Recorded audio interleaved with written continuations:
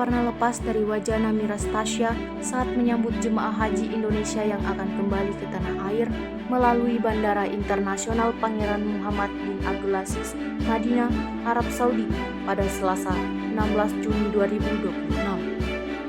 Sebagai petugas layanan lansia dan disabilitas daerah kerja bandara, Namira Stasya menjadi salah satu garda terdepan yang memastikan proses pemulangan jemaah berlangsung nyaman, terutama bagi mereka yang berusia lanjut dan berkebutuhan khusus.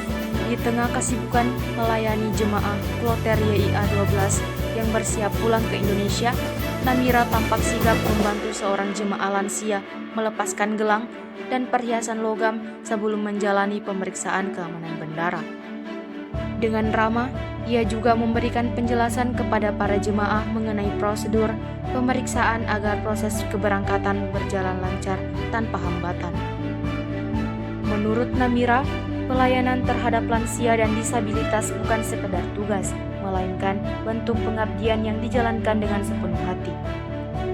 Ia mengaku selalu merasa bahagia ketika melihat jemaah yang dibantunya dapat menjalani proses perjalanan dengan nyaman dan tenang.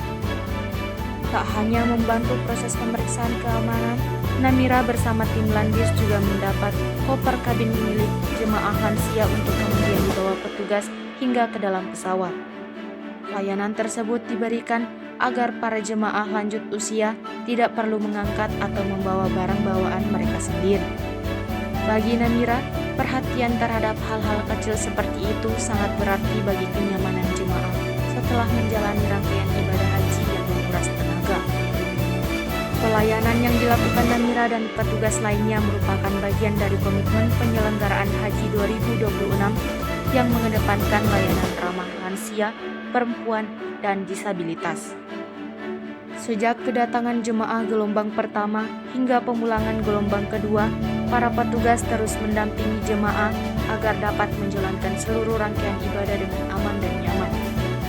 Di tengah padatnya aktivitas operasional bandara, Namira tetap menunjukkan senyum tulus kepada setiap jemaah yang ditemaninya.